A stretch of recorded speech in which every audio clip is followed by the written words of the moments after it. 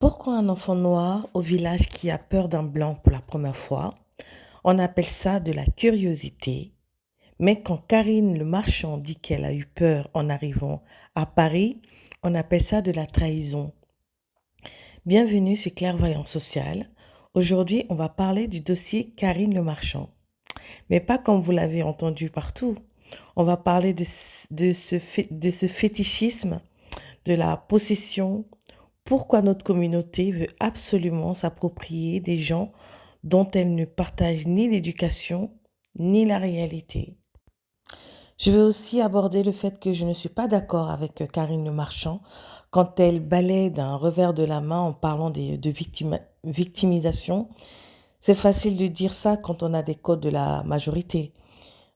En réalité, et la réalité, c'est que pour beaucoup d'entre nous, il faut travailler 200% plus pour obtenir 50% par rapport aux autres.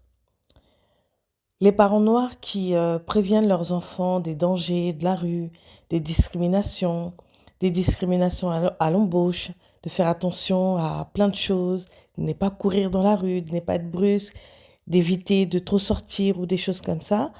Ce n'est pas pour créer ou pour fabriquer un système ou des personnes victimes d'elles-mêmes ou des personnages qui vont se victimiser toute leur vie.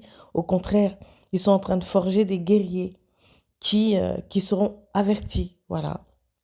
Donc ici, la clairvoyance, c'est de comprendre que Karine a sa vérité, mais que notre réalité de terrain demande une vigilance que son éducation ne lui a pas apprise.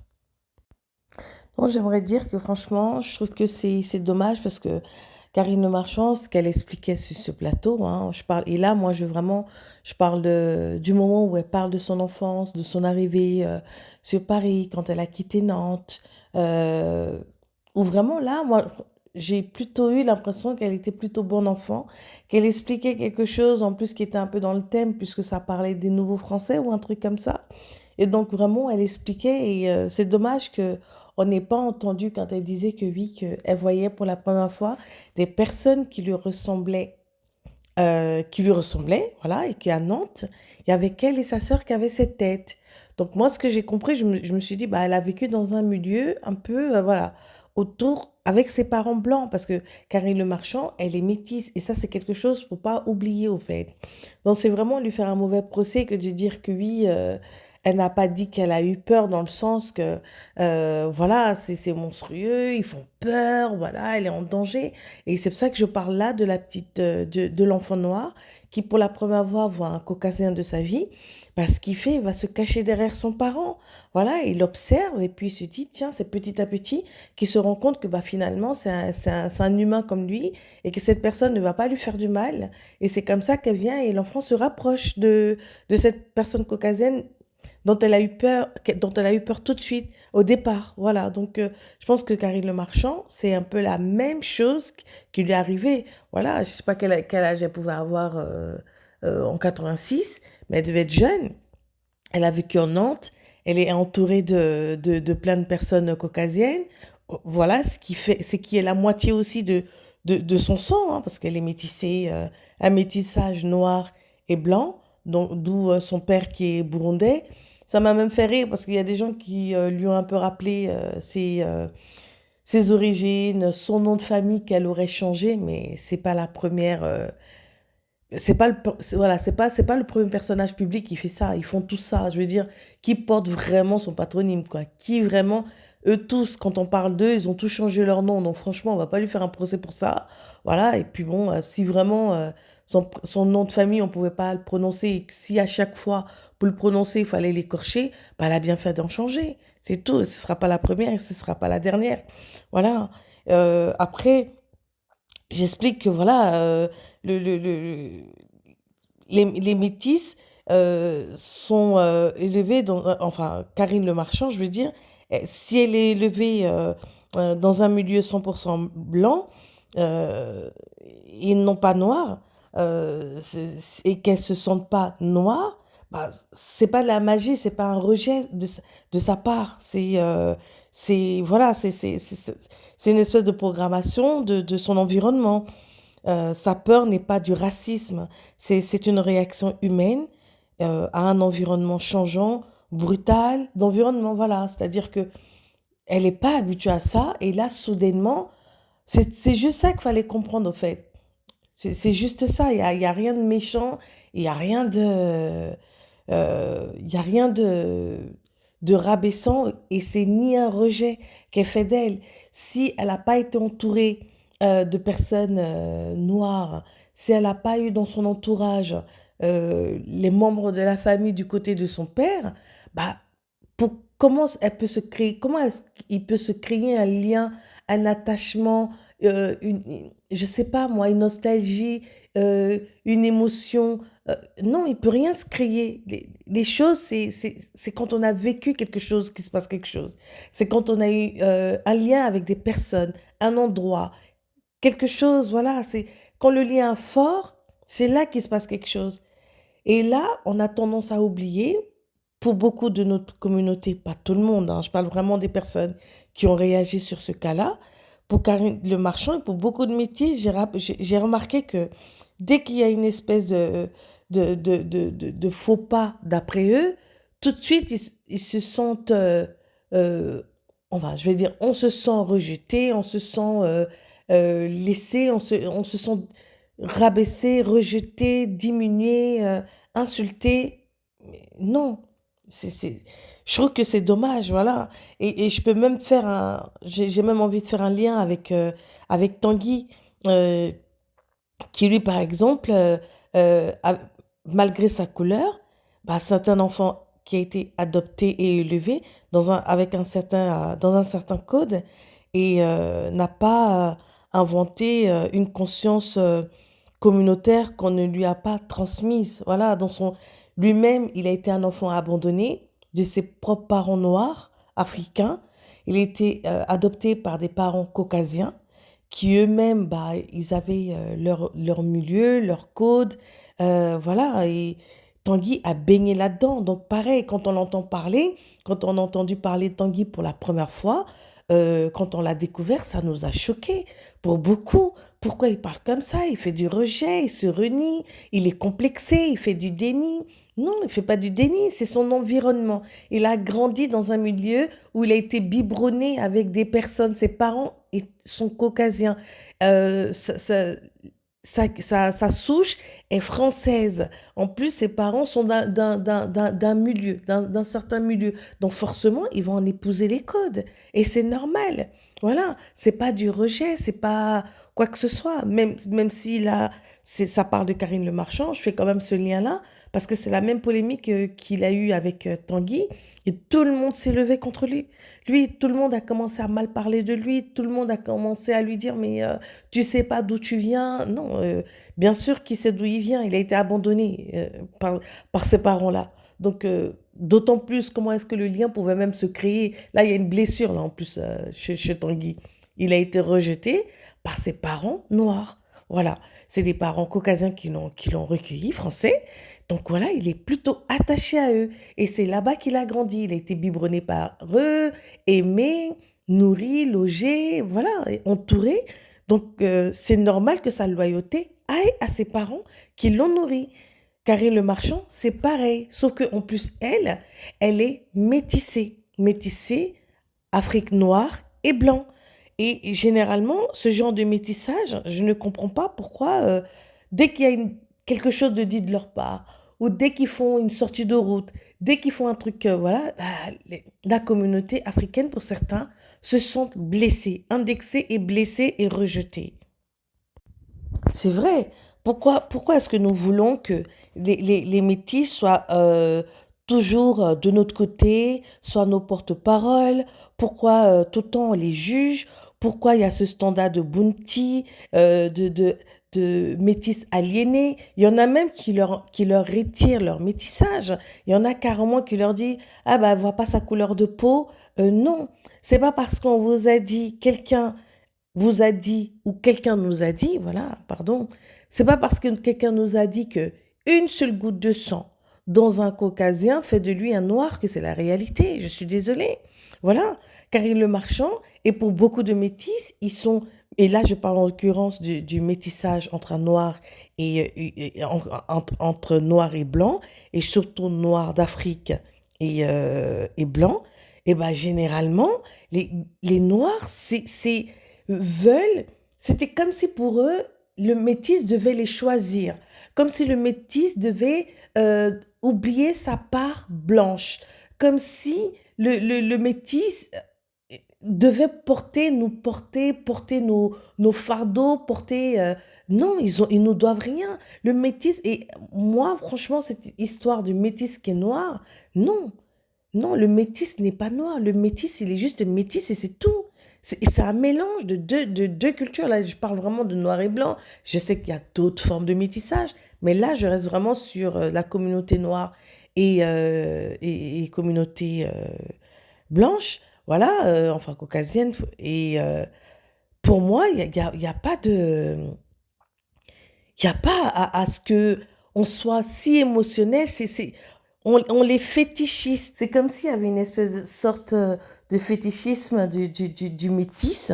Et voilà, c'est un peu glauque. Franchement, moi, c'est quelque chose vraiment, je trouve ça bizarre, quoi. Je trouve que jamais on va voir la part blanche, la part caucasienne réclamer comme ça, à vouloir que le métis soit de leur côté. Il n'y a pas ce duel-là.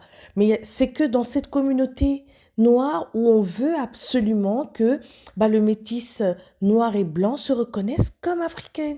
Et même à rappeler que oui, tu es aussi noir, t'as aussi, n'oublie pas tes origines. Bah oui, mais je veux dire, si le parent noir n'a pas transmis la culture, le métis n'est pas un traître. C'est pas de sa faute. Si on lui a pas transmis ce qu'il doit savoir, c'est c'est pas de sa faute. Ouais, c'est pas de sa faute. Il est juste le produit de son histoire. Il a rien demandé. Il est juste un choc de deux cultures, c'est tout. Maintenant, s'il y en a un qui n'a pas fait la part de transmission voilà, de la culture, du plaisir, de la connaissance, de la curiosité bah, c'est pas de la faute du métis. Donc, on n'a pas à lui demander de choisir. Et surtout, il est libre d'aimer la part qu'il veut. Et c'est surtout ça le plus important. Je veux dire, d'aucuns d'entre nous n'aimeraient qu'on nous force à faire, à aimer, voilà, à choisir, à accepter ce qu'on n'a pas envie. Personne n'aime ça. Chacun aime sa liberté. Donc c'est pas parce que on est métis que ça veut dire qu'obligatoirement, oui, mon mélange, bah, ça veut dire que je choisis et que je vais idolâtrer, je vais montrer à la communauté, surtout du côté communauté noire, que non, que je suis trop contente aussi d'avoir du sang noir. Non, il n'y a rien à prouver. C'est des personnes qui sont nées, elles n'ont rien demandé, comme nous autres, nous sommes nés, nous n'avons rien demandé. Ben voilà, elles vivent leur vie sans rien demander à personne. Donc, ce serait bien vraiment qu'on leur enlève un peu, qu'on leur fiche la paix, à tout le temps leur rappeler que ils sont aussi noirs, ils sont aussi... non, ils le savent. Ils le savent. Et s'il y a un des parents qui a été absent, bah, il va pas, voilà, il va pas faire partie de sa vie, il va pas faire partie, c'est comme nous, quand on n'a pas tissé de lien avec quelqu'un, bah, on n'en parle pas, et la personne ne nous manque pas, on n'est pas curieux de sa vie, de son passé, de qu'est-ce qu'elle a aimé, qu'est-ce qu'elle n'a pas aimé, bah, c'est pareil en fait. Donc ce serait bien franchement de pas tout le temps être là à vouloir que tout le monde nous aime, tout le monde nous choisisse. On a l'impression que j'ai vu plein de vidéos de personnes de notre communauté faire... mais est-ce qu'elle s'entend? Est-ce qu'elle s'entend parler la Bounty? Ah, elle n'a pas vu sa couleur de peau. Ah, bah, j'aimerais bien rappeler le nom de son père. Il y en a même qui s'est trompé, il lui a donné une autre nationalité. Non. Je veux dire, pourquoi on fait ça? Elle est métisse. C'est quoi cette obsession de vouloir dire au métis noir-blanc que non, qu'il est noir? Pourquoi? Pourquoi on fait ça? C'est vraiment, c'est pathétique en fait. Cette bataille, elle ne nous concerne pas. Laissez les métis parler entre eux. Et nous, parlons entre nous, parlons de nos propres problèmes. On n'a pas les problèmes de Karine Le Marchand. Karine Le Marchand n'a pas les problèmes d'une femme noire africaine, négroïde. Voilà, elle a un mélange de deux côtés, voilà, et elle peut jouir aussi bien d'un côté comme de l'autre. Voilà, Elle n'est pas obligée de venir se justifier, de dire que non, que je suis trop contente d'avoir un côté noir, je suis trop contente d'avoir un côté blanc. À force de lui rappeler qu'elle a un côté noir, elle-même, elle vous rappelle que je suis aussi blanche. Eh bien oui, elle est aussi blanche. C'est moitié-moitié.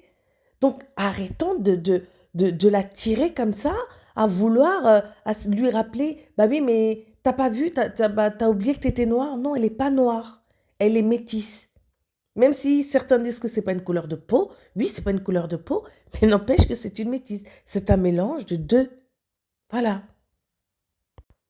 La communauté noire, elle doit vraiment apprendre à s'aimer, à se faire confiance, à ne pas vouloir être, avoir, je sais pas moi, comme des figures qui vont mieux les représenter. Voilà, je veux dire, est-ce que vraiment on serait là en train de s'étouffer si Karine Le Marchand n'était pas métisse, quoi. Voilà, je veux dire, à un moment donné, il faut qu'on arrête de vouloir que tout le monde nous porte et que c'est là où on se sent bien. Et dès que ça nous pique, bah, dès que quelqu'un dit quelque chose, que ça nous pique. Voilà, et si ça nous pique, il faut qu'on aille travailler là.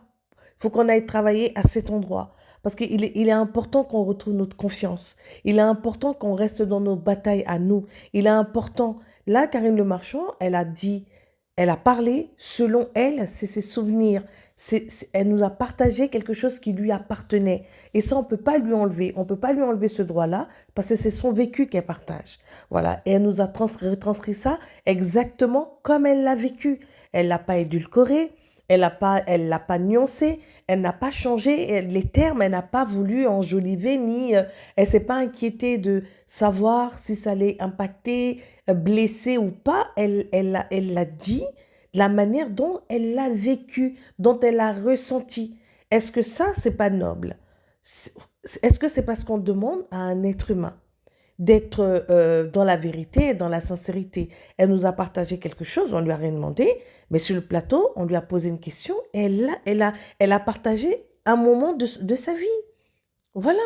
Et il faut juste l'accepter. Il faut pas voir quelque chose derrière, à savoir, non, elle est en train de dénigrer.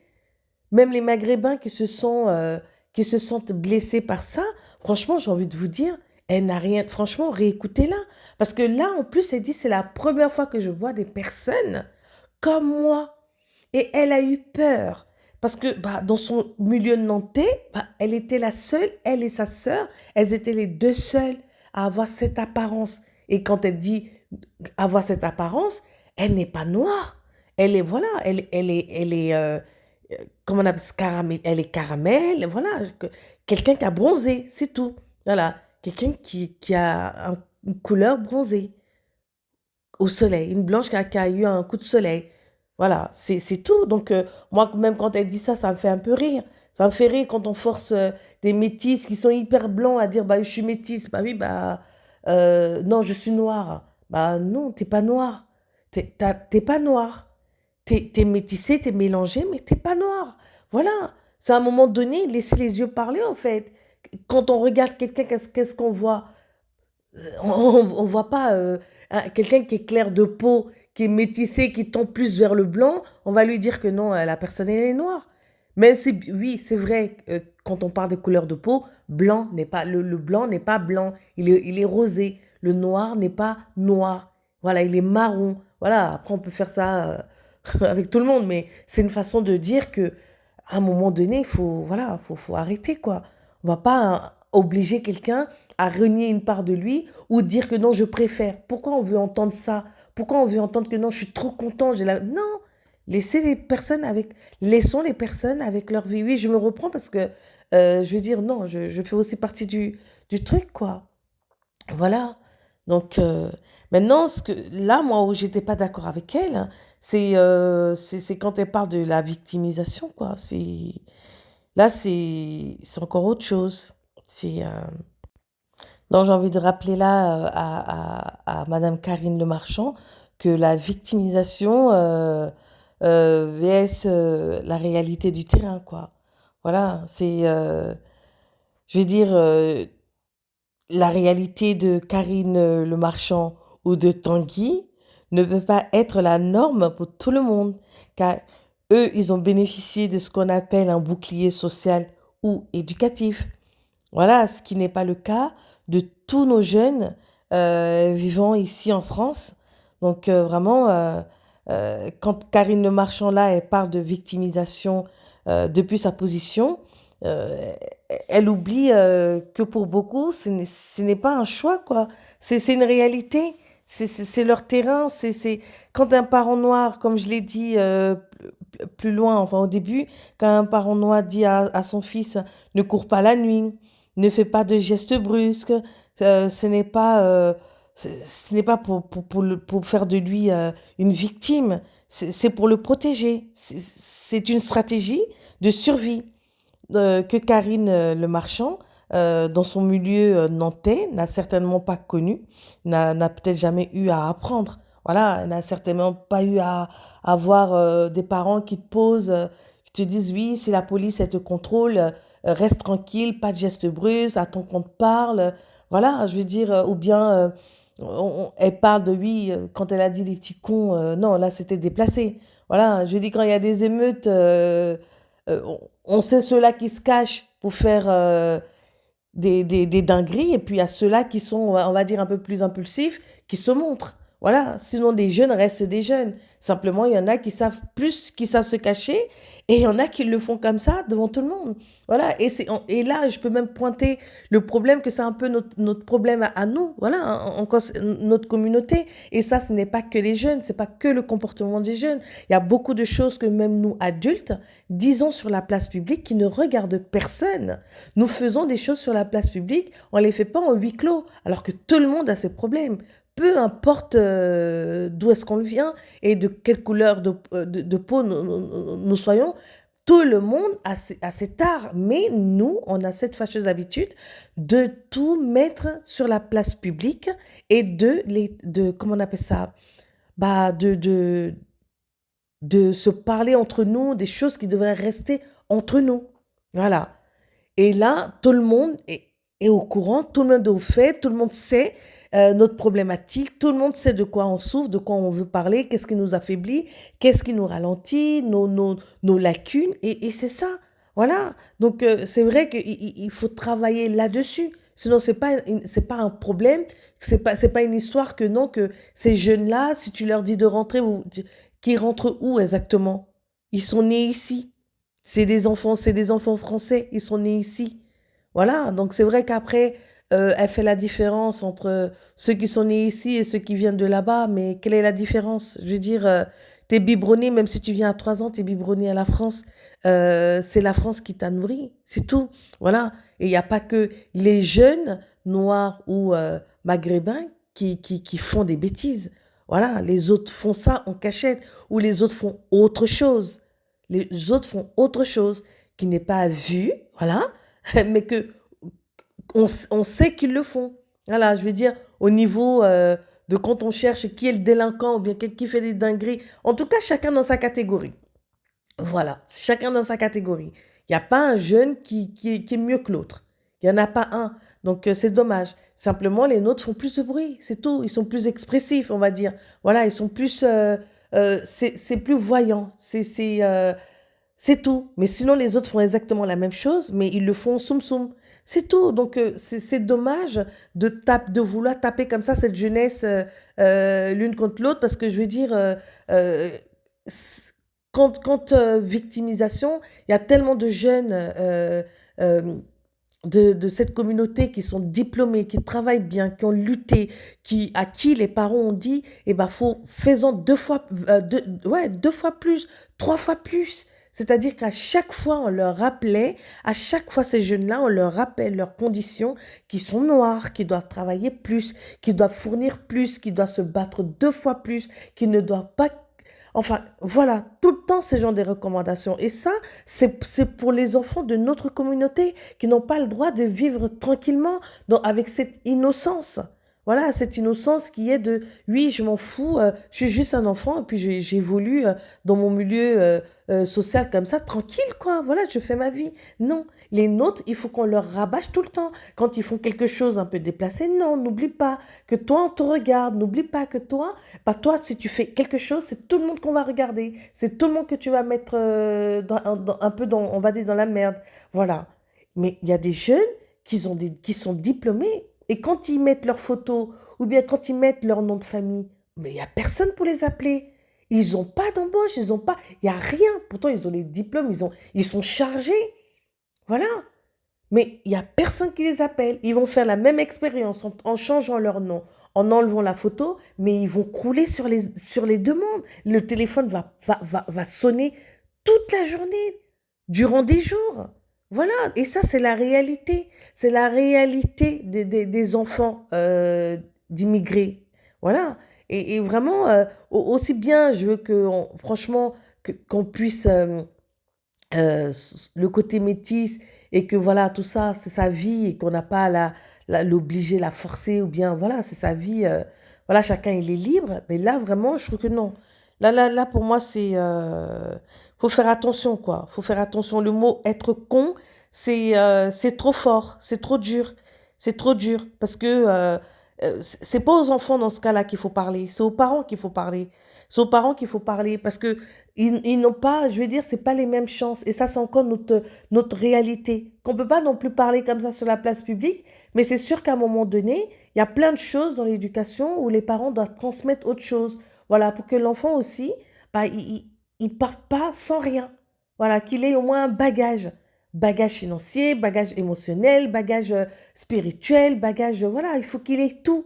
Voilà, et pas être lâché comme ça, ou bien pas se venir aussi aux besoins quand voilà, ils commencent à avoir ces deux, trois petits sous. Voilà, donc c'est aux parents aussi. Parce que oui, ils savent pas. Tu dis qu'ils savent pas qu'est-ce que leurs parents se sont sacrifiés. Oui, qu'est-ce que leurs parents se sont sacrifiés. Mais je veux dire, est-ce que ces jeunes-là, vous leur demandez comment ils se sentent justement du fait que leurs parents se sont sacrifiés? Hein, quand tu vois ton parent travailler H24, non, t'as pas envie de finir comme lui. Ça aussi, c'est de l'éducation. Voilà, peut-être que personne ne se demande pourquoi ces jeunes-là, ils sont comme ça. Beaucoup pensent que l'éducation, c'est juste le parler. Éduquer, c'est pas parler. C'est qu'est-ce que je vois? C'est ce que tu transmets dans ton non-verbal. L'enfant, il regarde son parent. Son parent, il est fatigué, oui. Oui, oui, oui. Ils ne savent pas ce que leurs parents se sont sacrifiés. Eh bien oui, leurs parents se sont tellement sacrifiés qu'ils se sont flingués au travail.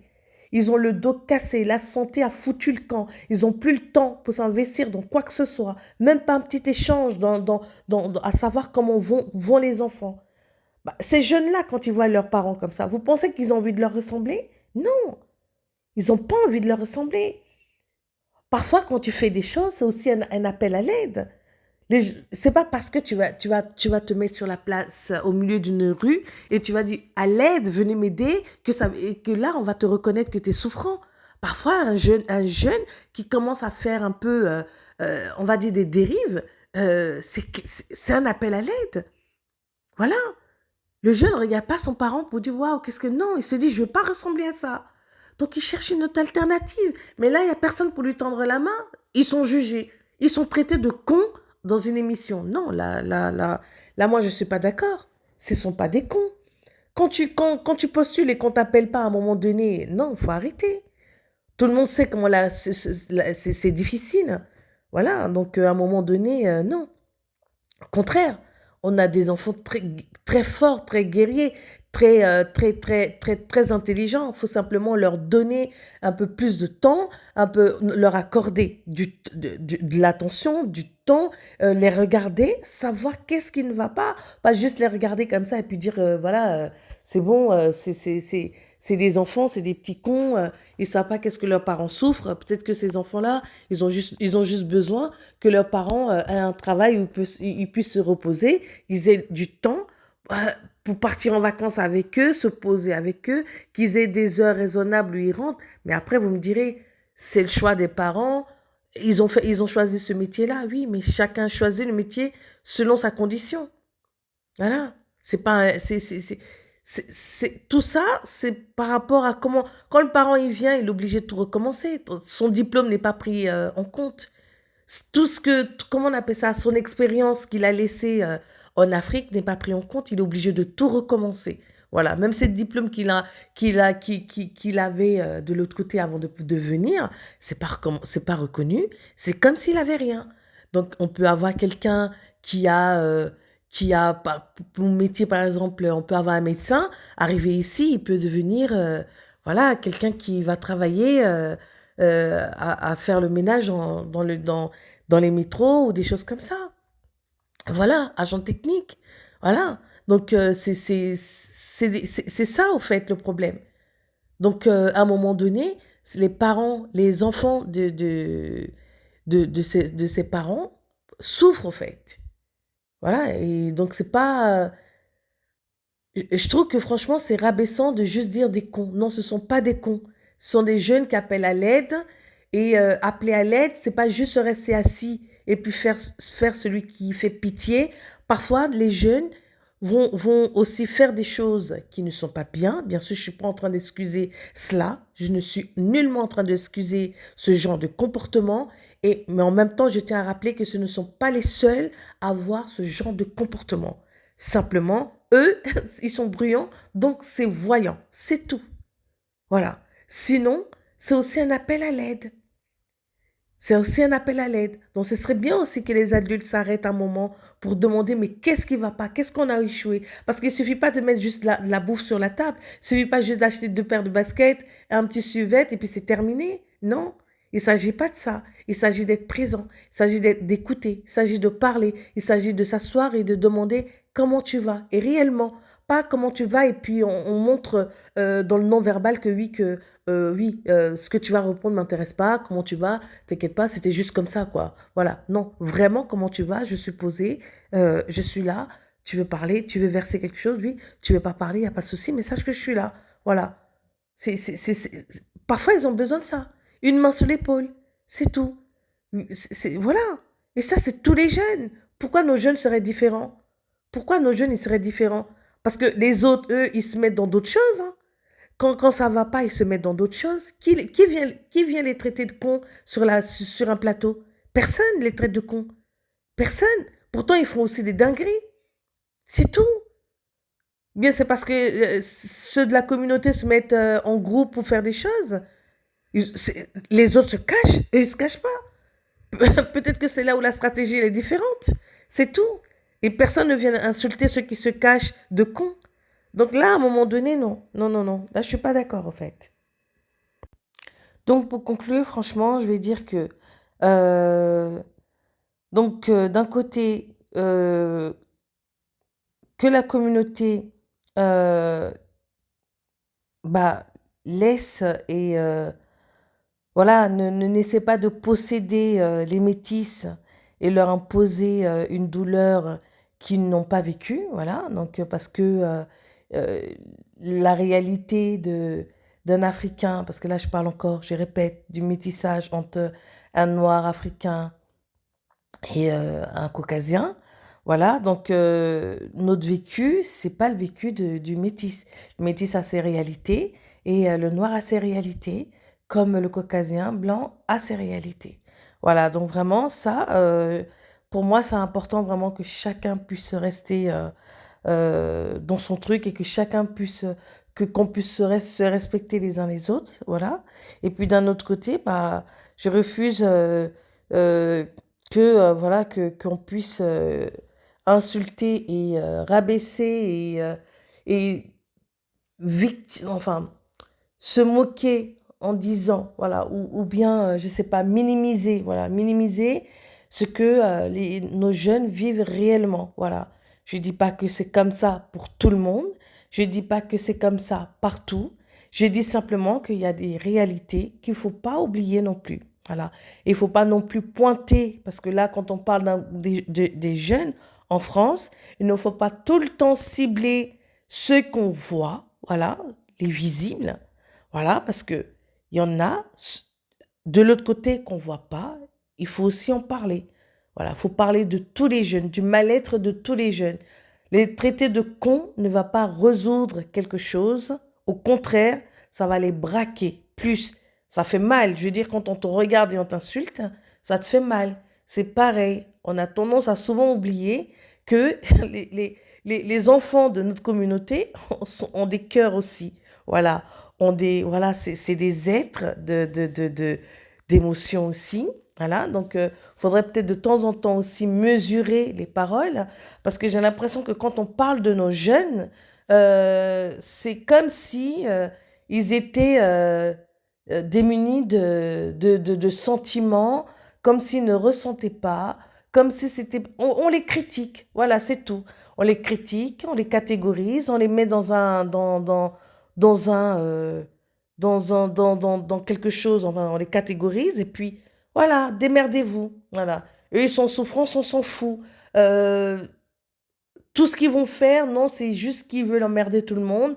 Ils veulent tout. Non, c'est aussi un appel à l'aide. Voilà. C'est aussi un appel à l'aide.